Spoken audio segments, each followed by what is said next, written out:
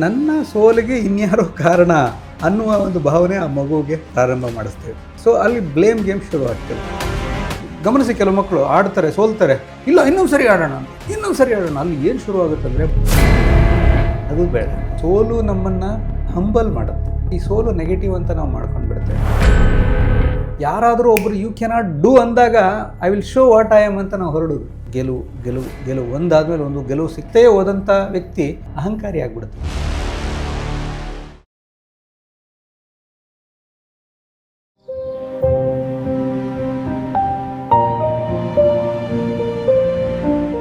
ನಮಸ್ಕಾರ.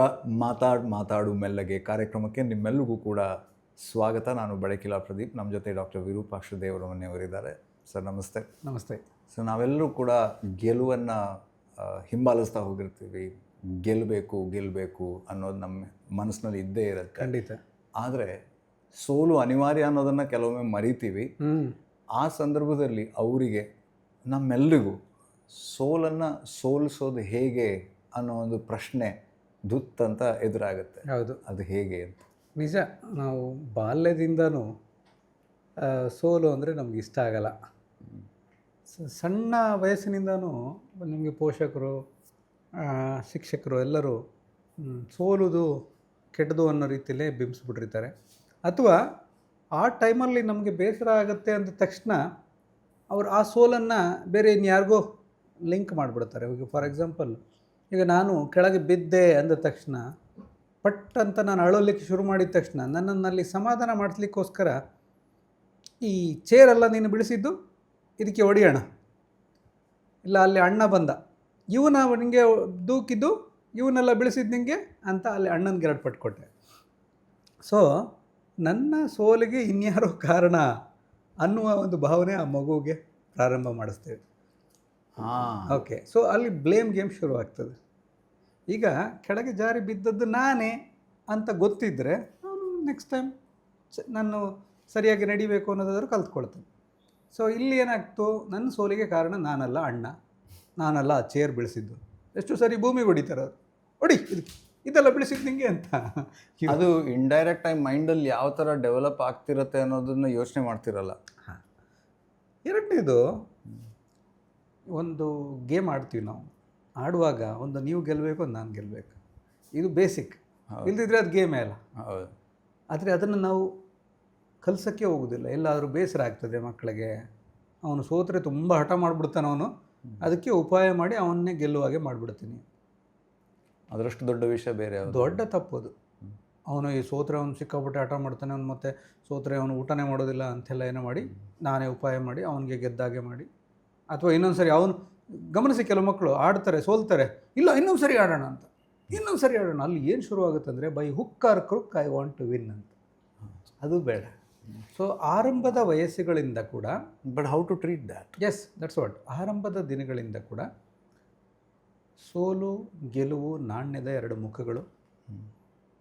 ಸೋಲಿನ ಜೊತೆಗೇ ಗೆಲುವಿದೆ, ಗೆಲುವಿನ ಜೊತೆಗೆ ಸೋಲಿದೆ.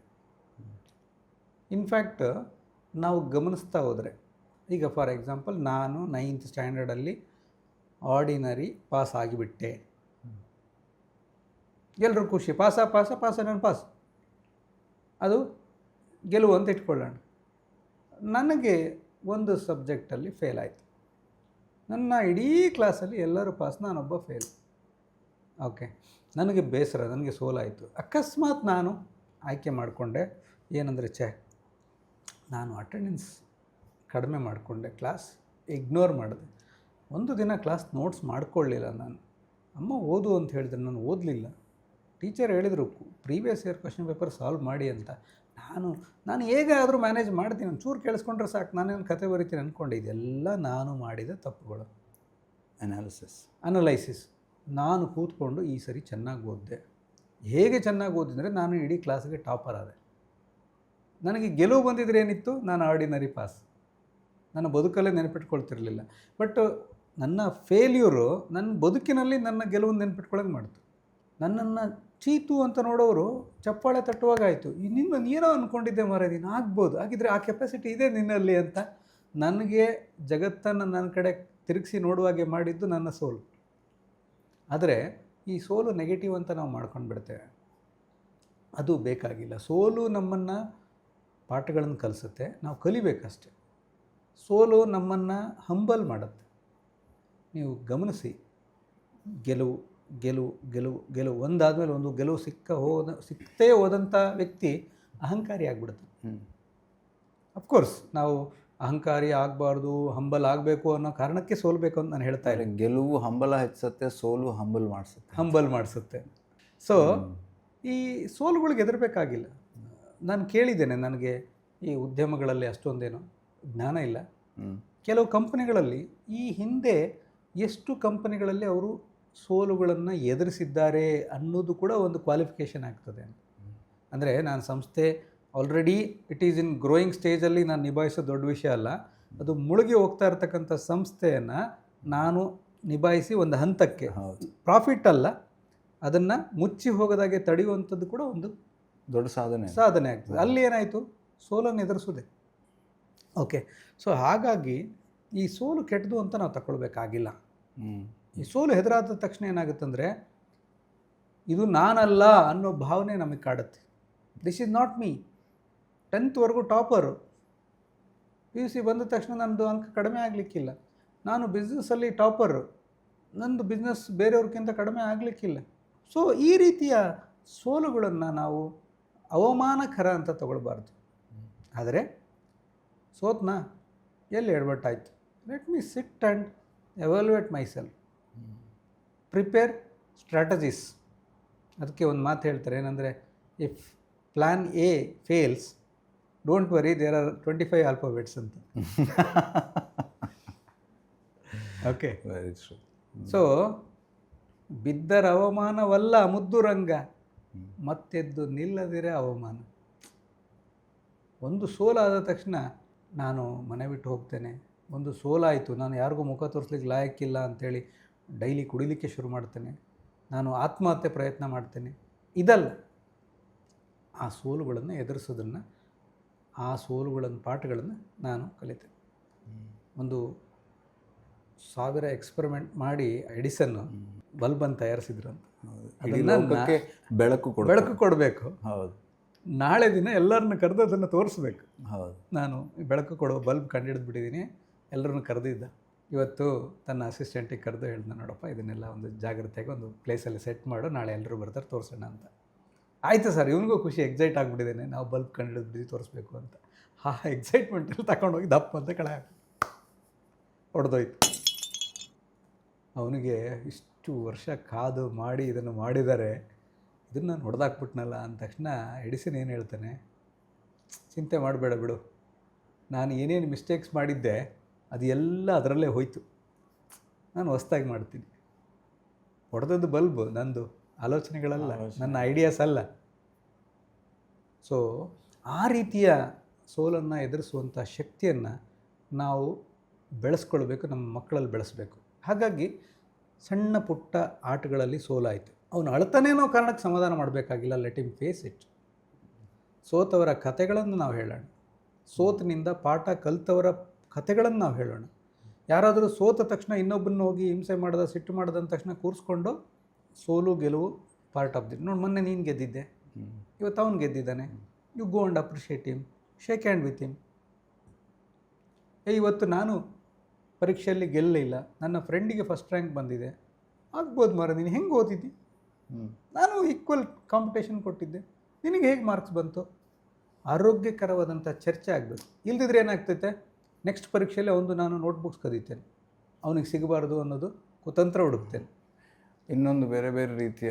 ಸೊ ಸೋಲನ್ನು ಆರೋಗ್ಯಕರವಾಗಿ ಸ್ವೀಕರಿಸೋದ್ರಿಂದ ನಮ್ಮ ಬೆಳವಣಿಗೆ ಇದೆ. ಷಡಕ್ಷರ ಪುಸ್ತಕದಲ್ಲಿ ಒಂದು ಕತೆ ಬರ್ತದೆ. ಊರಿನಲ್ಲಿ ಒಂದು ಸಣ್ಣ ಅಂಗಡಿ, ಎಲ್ಲ ಊರಿನವ್ರಿಗೆ ಬೇಕಾದಂಥ ಅತ್ಯಗತ್ಯ ವಸ್ತುಗಳು, ಇಲ್ದಿರೋ ಎಲ್ಲರೂ ದೂರ ಸಿಟಿಗೆ ಹೋಗಬೇಕು, ಪಾಪ ಎಲ್ಲ ಇಟ್ಕೊಳ್ತಾ ಇದ್ರು ಅವರು. ಅವ್ರಿಗೆ ಅಗತ್ಯ ಇದ್ದಿರೋದು ಎಮರ್ಜೆನ್ಸಿಗೆ ಒಂದೇನೋ ಮೆಡಿಸಿನ್, ಯಾವುದೋ ಒಂದು ಗರ್ಭಿಣಿಗೊಂದು ಅರ್ಜೆಂಟ್ ಬೇಕಾಗಿರ್ತಕ್ಕಂಥ ಒಂದು ಆರೋಗ್ಯ ಮೂಲಿಕೆ, ಇಂಥದ್ದೇ. ಒಂದು ದಿವಸ ಸಡನ್ನಾಗಿ ಒಂದು ಬೆಂಕಿ ತಗಲಿ ಅವನ ಮನೆ ಸುಟ್ಟೋಗ್ಬಿಡುತ್ತೆ. ಸುಟ್ಟೋದ ತಕ್ಷಣ ಮರುದಿನ ಬೆಳಗ್ಗೆ ಮನೆ ಮುಂದೆ ಎಲ್ಲರೂ ಅಂದ್ಕೊಳ್ತಾರೆ, ಇಷ್ಟು ಸಣ್ಣ ಮನೆ ಇತ್ತು, ಸಣ್ಣ ಅಂಗಡಿ ಇತ್ತು, ಊರಿಗೆಲ್ಲ ಬೇಕಾಗಿದ್ದ, ಅವನು ಎದ್ದು ನಿಲ್ಲಕ್ಕೆ ಇನ್ನೂ ಕಷ್ಟ. ಏನು ದೊಡ್ಡ ಲಾಭ ಇರಲಿಲ್ಲ ಅದರಲ್ಲಿ. ಅವನು ಬೋರ್ಡ್ ಆಗ್ತಾನೆ, ಅಂಗಡಿ ಸುಟ್ಟು ಹೋಗಿದೆ, ನಂಬಿಕೆ ಸುಟ್ಟಿಲ್ಲ, ನಾಳೆಯಿಂದ ಅಂಗಡಿ ಪ್ರಾರಂಭಿಸುತ್ತೇನೆ ಅಂತ. ವಾವ್. ಸಹಕರಿಸಿ ಅಂತ. ಅಂಗಡಿಯ ವಸ್ತುಗಳು ಸುಟ್ಟು ಹೋಗಿದ್ದವು, ನಂಬಿಕೆ ಸುಟ್ಟಿಲ್ಲ, ನಿಮ್ಮ ಸಹಕಾರವಿರಲಿ ಅಂತ. ಈ ಸಣ್ಣ ಅಂಗಡಿಯಲ್ಲಿ ಏನು ಕೊಂಡ್ಕೊಳ್ಬೇಕು ಅಂತೇಳಿ ನಗರಕ್ಕೆ ಹೋಗಿ ತರ್ತಾಯಿದ್ರು ದೊಡ್ಡವರೆಲ್ಲ ಊರಲ್ಲಿ. ಆ ಮನುಷ್ಯನ ನಂಬಿಕೆ ನೋಡಿಕೊಂಡು ಇದೊಂದು ವರ್ಷ ನಾವು ಹೊರಗೆ ತಗೊಳ್ಳೋದು ಬೇಡ, ಇವನ ಅಂಗಡಿಯಲ್ಲೇ ತಗೊಳ್ಳೋಣ ಅಂತ ಎಲ್ಲರೂ ಶುರು ಮಾಡಿದರು. ಆ ಸಣ್ಣ ಅಂಗಡಿ ದೊಡ್ಡದಾಗಿ ಒಂದು ದೊಡ್ಡ ಉದ್ಯಮಿ ಆಗ್ತಾನೆ. ಸೊ ಇಲ್ಲಿ ಸೋಲು ಬರದೇ ಇದ್ದರೆ ಅವನು ದೊಡ್ಡ ಉದ್ಯಮಿ ಆಗ್ತಿದ್ನಾ? ಕತೆನೇ ಇರಲಿ. ಹೌದು.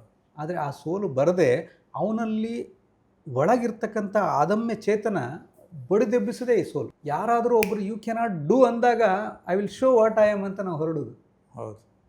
ನಾನು ಒಂದು ನಯವಾದ ಮಾತುಗಳಿಂದ come on okay don't worry you did well ಅಂಥೇಳಿ ನೈಸಾಗಿ ಹೇಳಿ ಮಗನಿಗೆ ಆಗಬೇಕಾಗಿದ್ದು ಆಯಿತು ಅಂತ ಅಂದ್ಕೊಂಡವ್ರು ನಂಗೆ ಗೊತ್ತಾಗ್ತಿರ್ಲಿಲ್ಲ. ಯಾರೋ ಒಂದು ನನಗೆ ಹೇಳಿದರು ಯು ಕ್ಯಾನಾಟ್ ಡೂ ಇಟ್ ಅಂತ. ನಿಂದಕರಿರಬೇಕಯ್ಯ, ನಿಂದಕರಿರಬೇಕು ಜಗದೊಳಗೆ. ಸೊ ಮೆನಿ ಟೈಮ್ಸ್ ಈ ಸೋಲುಗಳು ನಮ್ಮಲ್ಲಿರ್ತಕ್ಕಂಥ ನಿಜವಾದ ಶಕ್ತಿಯನ್ನು ಬಡಿದೆಬ್ಬಿಸಿ ನಮಗೆ ಪರಿಚಯ ಮಾಡಿಸ್ತದೆ. Thank you. ನಮ್ಮಲ್ಲೆಲ್ಲರೂ ಕೂಡ ಒಂದಲ್ಲ ಒಂದು ರೀತಿಯಲ್ಲಿ ಸೋಲನ್ನು ನಾವು ಕಂಡವರೇ. ಹಾಗಂತ ಬದುಕೋದನ್ನು ನಿಲ್ಲಿಸಲಿಲ್ಲ, ನಮ್ಮನ್ನು ನಾವು ನಂಬೋದನ್ನು ನಿಲ್ಲಿಸಲಿಲ್ಲ. ಹಾಗೆ ನಿಮ್ಮ ನಂಬಿಕೆಯನ್ನು ಗಟ್ಟಿ ಮಾಡಿಕೊಳ್ಳಿ, ನಿಮ್ಮ ಗೆಲುವಿನ ಹಾದಿಯನ್ನು ಗಟ್ಟಿ ಮಾಡಿಕೊಳ್ಳಿ. ಒಮ್ಮೆ ಸೋತರೆ ಅದು ಮತ್ತೊಮ್ಮೆ ಪ್ರಯತ್ನ ಪಡೋದಕ್ಕೆ ಇರುವಂಥ ಅವಕಾಶ ಅಂತ ತಿಳ್ಕೊಳ್ಳಿ. ಮುಂದಿನ ಸಂಚಿಕೆಯಲ್ಲಿ ಸಿಗೋಣ. ನಮಸ್ಕಾರ.